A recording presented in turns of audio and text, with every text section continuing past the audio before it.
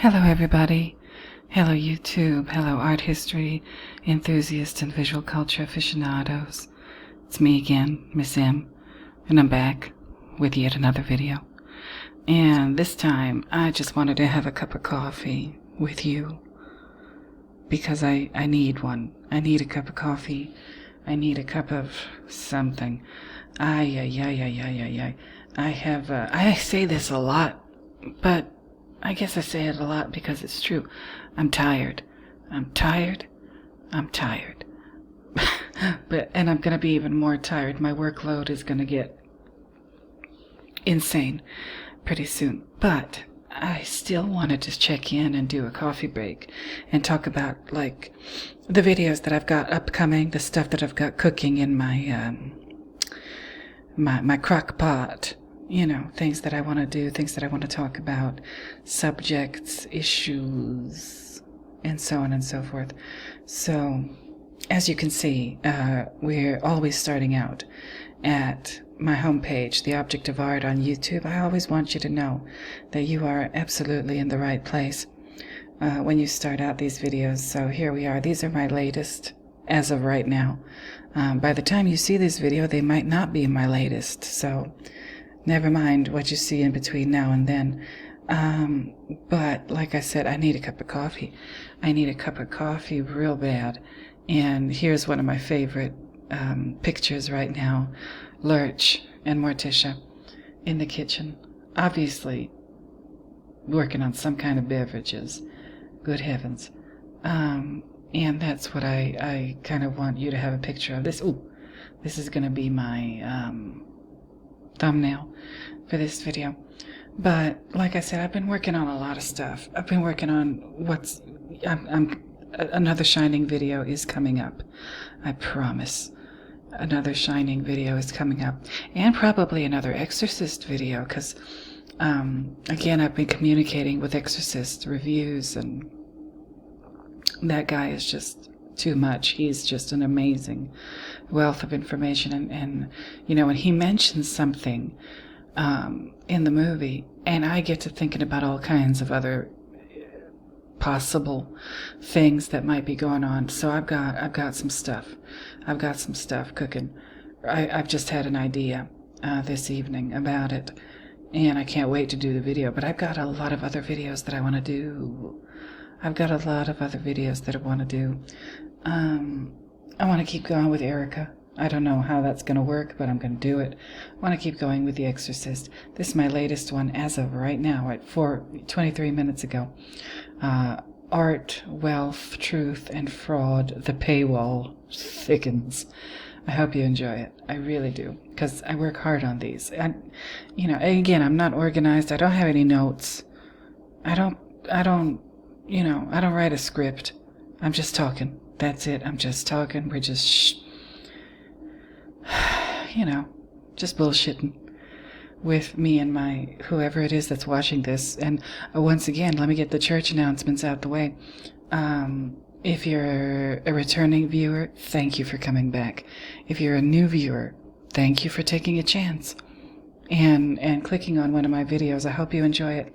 And if you do, please do consider subscribing. Like, comment, subscribe, and share if you know somebody who would possibly enjoy these videos or hear. And of course, check out my socials. I'm on IG, I'm on Twitter, I'm on Spotify, and I have a blog that I haven't been doing a very good job of updating, but soon I'll be working on that too. Let's hope, eh? But anyway, like I said, like, comment, subscribe, share if you feel compelled to do so. And if you don't like the video, go ahead and hit the dislike button. And of course, tell me why. Tell me why you don't like it. Tell me what I did wrong.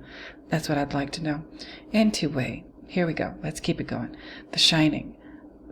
I'm coming up. I'm going to do another, I think a part 5. Is it part 5 at this point?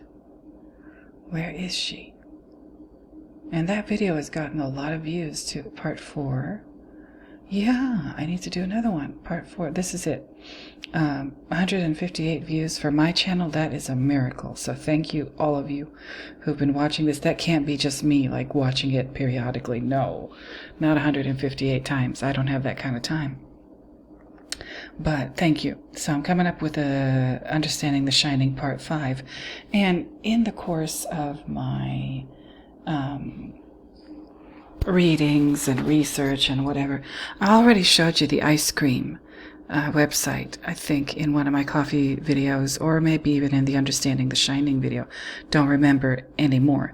But this one, by this individual named Max Dira,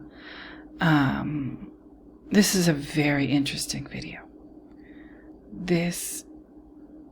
What? Oh, Lord, wait a minute. Is this the one? I think this is the one. Is this the one? It's not the one. It's the wrong one. Damn. Wait a minute, hold on. Now, wait. Oh, Lord. Oh, always something. Always something. I could have sworn that I got the right video. Max, listen, if you're watching. I'm sorry. Oh dear. Wait a minute now. Let me find it. Where's the search function? My goodness. Okay, let me find it. Hold on. Very professional of me, I know. Is this the one? Yes. This is the one, not the other one. I am so sorry. Here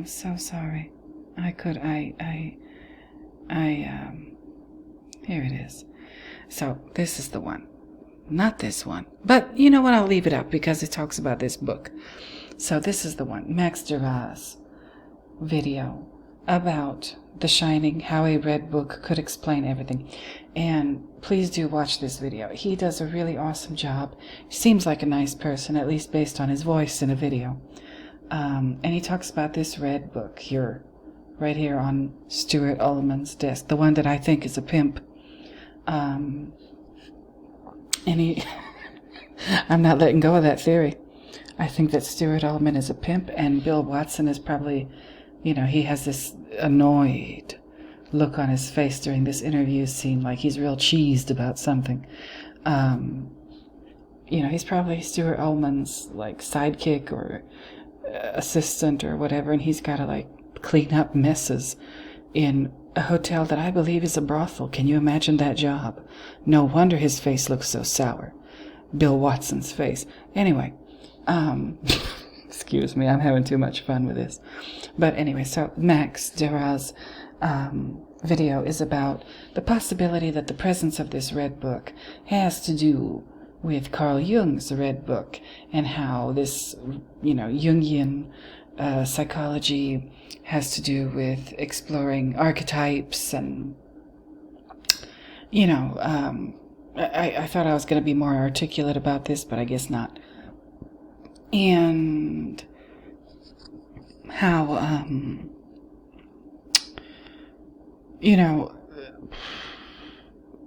that might explain a great deal of what's going on in this movie, and that Stanley Kubrick was a Carl Jung aficionado, and that he might have incorporated a great deal of that into the movie. And the presence of this red book on Stuart Ullman's desk might very well be evidence of that. And now you have to watch this video. I'm going to link this video and this one where he apologizes. He says here, Max Dira says, "It looks like I'm wrong about the red book in The Shining." Max, if you're listening, I'm here to tell you in my opinion, I don't think you're wrong. Just because this red book is not this red book doesn't mean that Stanley Kubrick isn't using this as a possible, how should I don't know if I have the words to explain this. That's the difference between me and Max. Max is very articulate, and he's very organized, and he's very succinct in what he wants to say. Me, I'm just bullshitting, you know, and that comes with its own set of problems. But I'm here to say that, Max, no, I don't think you're wrong. I don't think you're wrong. I think that the presence of this thing with the letters Red Book, barely visible, by the way, but just visible enough to be visible. Yeah, Max, I think you're possibly right. There's other parts of your theory here that I don't necessarily agree with, but I still think you do an amazing job. I still think you do an amazing job, and I'm going to be mentioning both your theory and at least this Red Book part of it in my future videos or in my future coffee talks or whatever, when I do mention The Shining, just like I'm going to be mentioning ice cream and the Wendy theory and so on and so forth. Just because it isn't exactly what you want it to be, that it doesn't mean it's not what you want it to be. Or just because no, that was terrible. Just because it isn't exactly this book doesn't mean it doesn't have to do with this book. Was that better? Probably not. Hopefully I'll do better in my next video. But he said he apologized. No, don't apologize. You didn't make any mistakes. Just because one of your viewers pointed out that this book is not this book doesn't mean that, oh, here it is. I think I've just thought of the word. Doesn't mean that Stanley Kubrick isn't very strongly alluding to Carl Jung by placing this very prominently, might I add, on Stuart Altman's desk. I mean, the color itself is very eye-catching. So he could have put any other color book there. He could have not put this book. Don't forget that. Don't forget that part of it. Stanley Kubrick could have chosen any other book in the world to put on Stuart Altman's desk, very precariously perched. It looks like it, one good nudge and it'll fall over off of the desk. But he could have chosen a brown book, he could have chosen a blue book, he could have chosen a green book, he could have chosen an orange book, any other color. But no.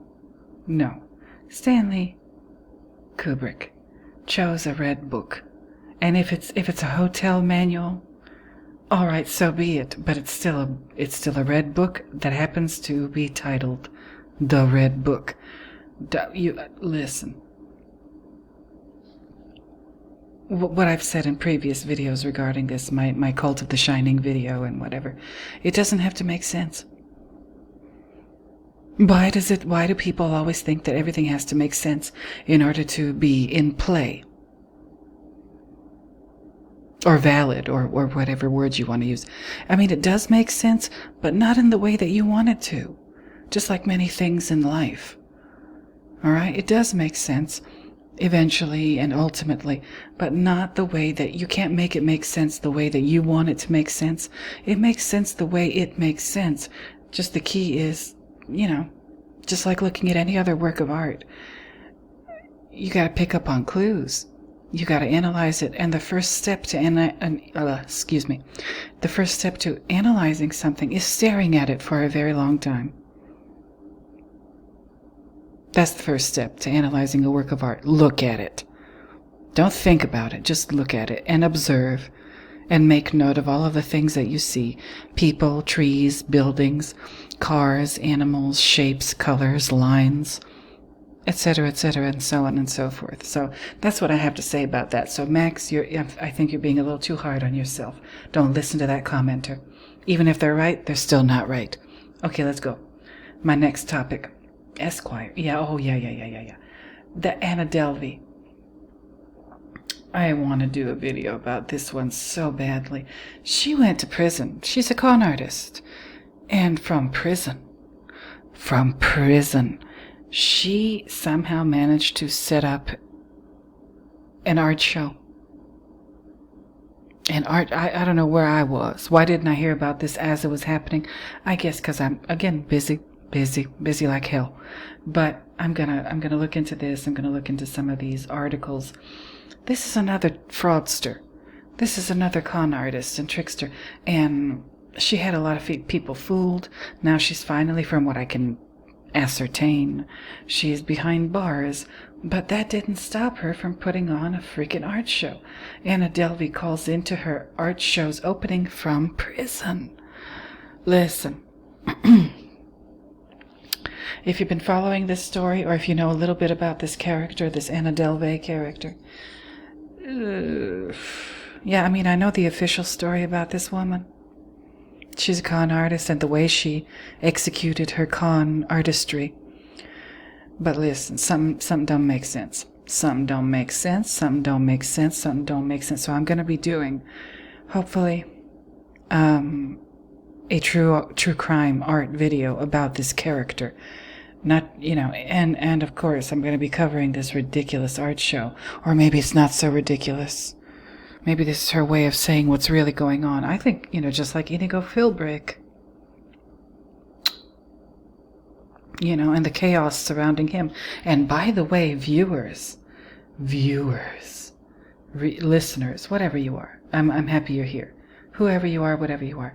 This Inigo Philbrick true crime art video, this is my video, and I'm not bragging because there's nothing to brag about. My channel is just piddly, at least at this point. I don't know if it'll ever grow the way I'd like it to grow, but it doesn't matter. This video is my most popular one. Inigo Philbrick true crime art. Y'all seem to really be enjoying this one. I can understand why, because I really enjoyed making it. But going back to this, Anna Delvey, I think, like I said, Inigo Philbrick, I think he might be some agency, some law enforcement agency. In my opinion, this is my theory, based on nothing. It doesn't matter what it's based on. I can use my imagination. I can think creatively. Let me do that. But anyway, I think Inigo Philbrick might be, a sort of bait in a sting operation. Because he's unlocked some doors. He's opened, the expression opened a can of worms. When you open a can of worms, it's because you need bait. And he's been fishing. He's both the fisherman, or no, maybe again, the law enforcement agency, such as the FBI, the art crimes people at the FBI, might be using him as the worm, and those agents are the fishermen. I don't know, but a can of worms has been opened, and that metaphor, I'm using it all different kind of ways here. And whatever's going on with Philbrick is just the beginning. There, so many other chips are going to fall. So many other shoes are going to drop. And I think maybe this Delvey person, Anna Delvey, I think that might be what's going on with her too. What evidence do I have? None. Just my batshit crazy mind, my intuition, and my imagination. And, these articles that I read where shit just don't make no sense. Shout out to Alexander Rogers. It doesn't make sense. These things don't make sense. The facts of these cases don't make sense. I mean, granted, they're probably not hiding, but they're withholding information from the press because there's probably some sensitive shit going on in the background, and they can't just tell the whole world, how they're catching these people. That makes sense to me, but, but darn this thing. Anna Delvey, the notorious scammer who traversed the upper echelons of the art world prior to being caught and arrested for grand larceny, finally opened her own art show on Thursday. Oh yeah, I'm going to be covering this, so stay tuned for that. I just hope I have the time. Anyway, moving on to The Exorcist. Remember the last one that I did? Hold on, let me go back up there. There it is, this one with the sun. Part 4. I'm going to continue on with that. Like I said, I've been communicating with Exorcist Reviews, and he mentioned this item that is featured briefly but prominently in the movie. And when he said this, I said, wait a minute, let me look that word up. This droshky is Russian. Okay, it's basically Russian for a carriage, or it could mean several different types of carriage, but it's featured in the movie in a very specific context, which made me, and a carriage is pulled by a horse. Okay, made me go back to this, and it sort of gave me hope that my theory about what the color of the gray horse in The Shining means, that I might not be totally wrong about it. And I'm going to keep exploring that, among other things. Like, again, I was talking, or rather, DMing with Exorcist reviews, and I think that William Peter Blatty wasn't, I mean, it might just turn out that Regan possessed in The Exorcist, that Regan and her possession itself might just be a MacGuffin, a very complicated MacGuffin for something else that Blatty and Friedkin, I guess working together in the movie, are trying to say about even geopolitical things that we could never imagine because most of us are not that educated. Myself included. I just recently found out, from a friend, an internet friend, he showed me this graphic, and he, back and forth, I read the graphic a certain way, and he said, well, turns out if you read that graphic a certain way, that means you might have dyslexia. That would explain a lot about me, let me tell you. But I'm saying that to say this. I don't like to think in predictable patterns. I don't read the way other people read. And it took this guy showing me that graphic to sort of make me aware of that. All my life I knew I didn't like reading, but I didn't know why. I thought there was something wrong with me. I don't know if I'll ever get professionally tested, but I have a very deep, sneaking suspicion that I might have at least some kind of dyslexia going on. And maybe this is why I look at art and movies and culture and what have you in the way that I do. I don't think it makes me special. I don't think it makes me defective in any way, if that's what's going on. But it certainly would explain why I'm a little bit different with regard to how I do this. Anyway, 4 horsemen of the apocalypse. There are 4 of them, as you can see. Yes, 4. There's the white one, the red one, the black one, and the pale and or gray one. Okay?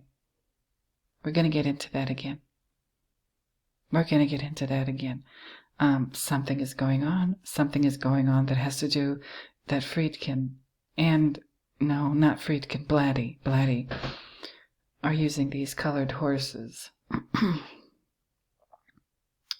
Is one way in the movie. And the person that is being pulled by this droshky in the movie Blatty might be making one hell of a statement politically or economically or, again, geopolitically or whatever. So I'll get into that when I get into it. I mean, again, that's going to take a little bit of doing, but I will try.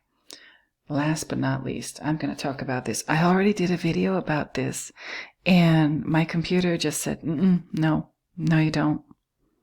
No, you don't. But I'm going to do it again, because I'm stubborn like that. If you want, if you like conspiracy theories, you're in the right place.